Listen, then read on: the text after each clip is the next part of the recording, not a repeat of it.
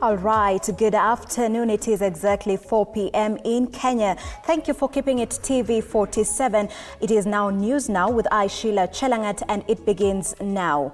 CAF has frozen ticket sales for all upcoming marches at Kasarani, including Kenya's Sunday Kenya-Zambia clash, after major safety and security breaches marred the Harambee Stars game against Morocco. Incidents included a broken gate, ticketless fans, overcrowding, a media center invasion and use of tear gas.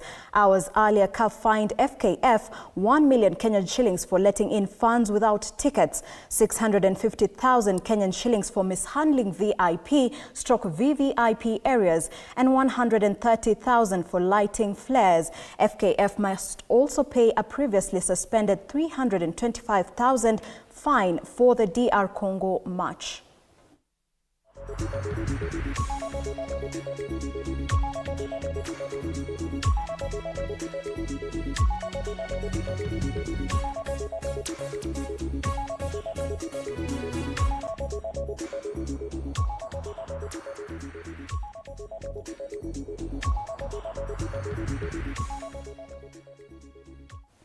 And still on matters Chan, President William Ruto has doubled Harambee Stars' win bonus to 2 million shillings for Sunday's Group A match against Zambia. A quarter-final berth will earn players a 2-bedroom house and 1 million shillings each. Reaching the semis will upgrade that to a 3-bedroomed house and another 1 million shillings each. Stars under coach Benny McCarthy have beaten DR Congo, Morocco and Angola.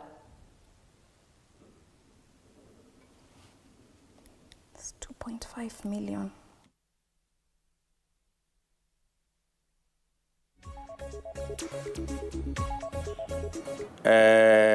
Hapo unapata milioni moja yako na affordable house 2-bedroom.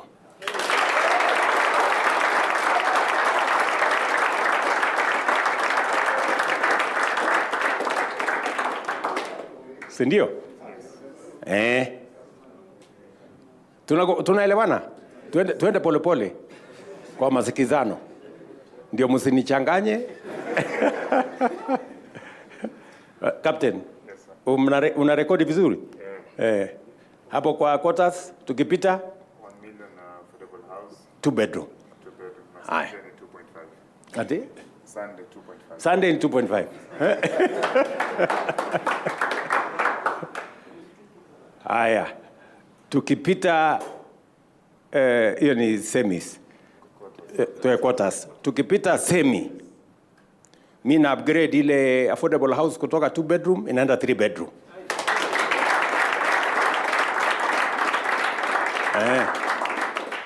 Ama namna hiyo.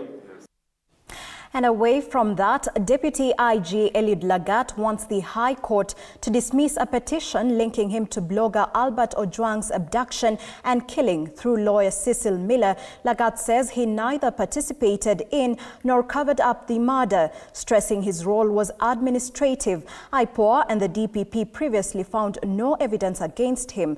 The court has given DPP Renson Ingonga until August 29th to respond.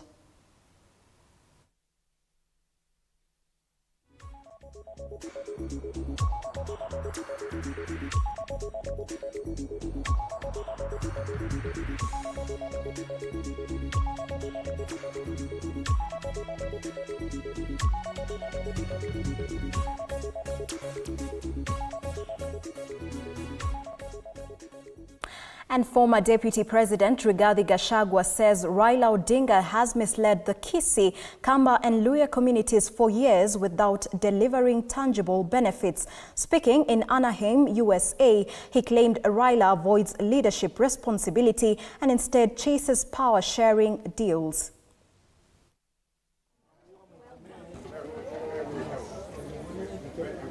Especially when you're looking at our country, Kenya.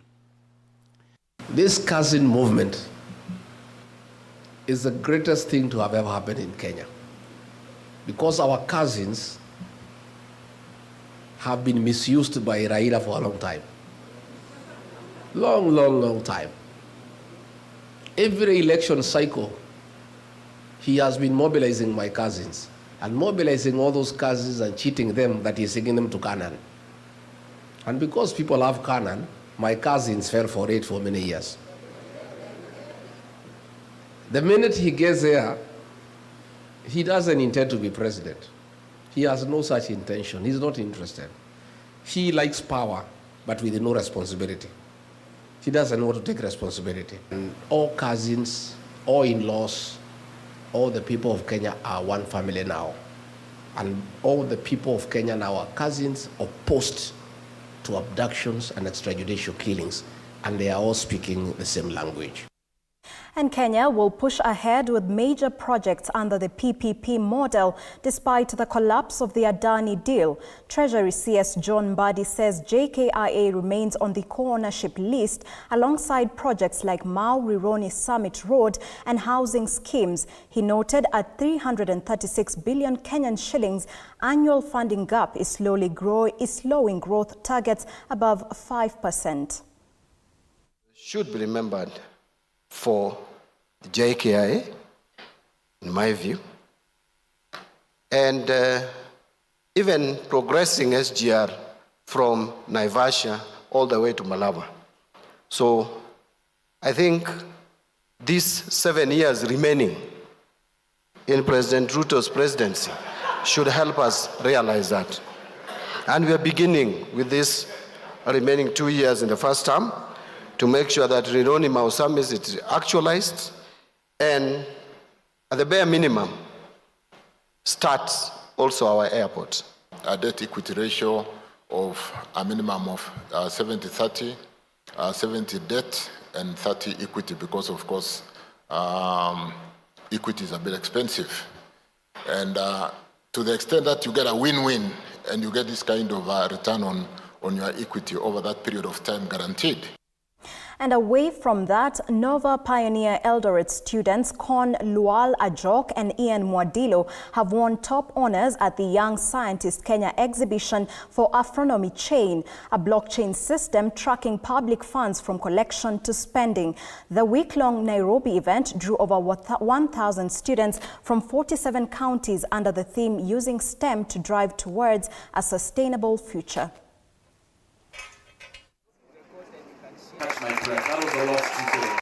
To grow, we must have the infrastructure in schools. So our Ministry of Education, through State Department for Basic Education, has embarked on building infrastructure across the country. We have science labs that are being built in schools across the country to ensure that within the basic educations, our children can access the right infrastructure that can enable them be able to access the labs that are required for science programs. Also working closely under Ministry of Information, Communication and Digital Economy to ensure that we also provide digital platforms, infrastructure, so that also they can have virtual and digital simulations which can also support the labs and support the science programs. So those will lay the foundation so that across the country our children can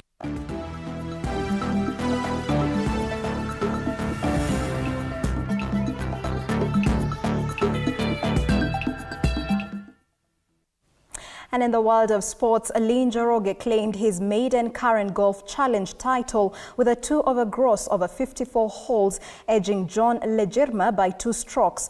Njoroge pockets 130 Kenyan shillings, 1,000 Kenyan shillings, the maximum winner's prize under the event rules. Well, on the first day, I played really well. I shot a 3-under par. All facets of my game were working.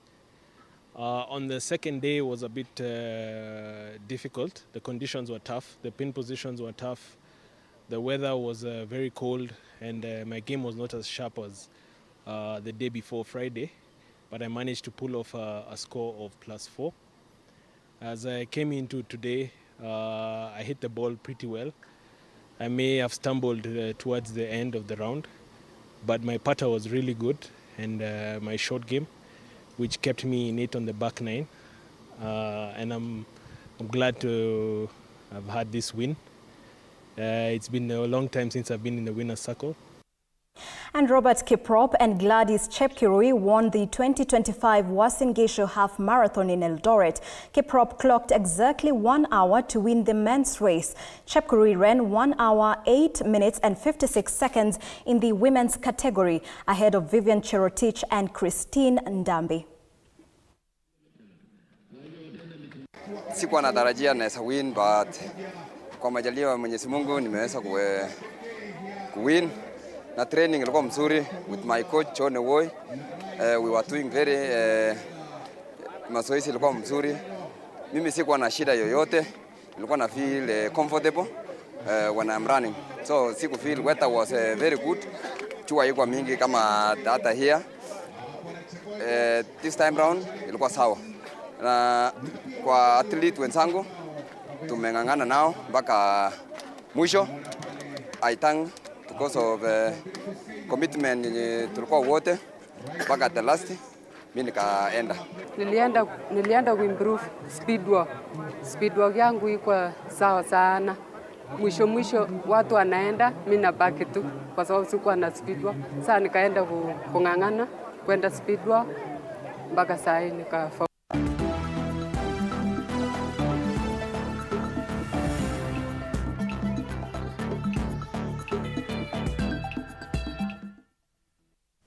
All right, that concludes News Now with Sheilar Chelangat. Thank you very much for watching. More of those stories in our subsequent bulletins at 7 p.m. and 9 p.m. Do enjoy the rest of your viewership. Good afternoon.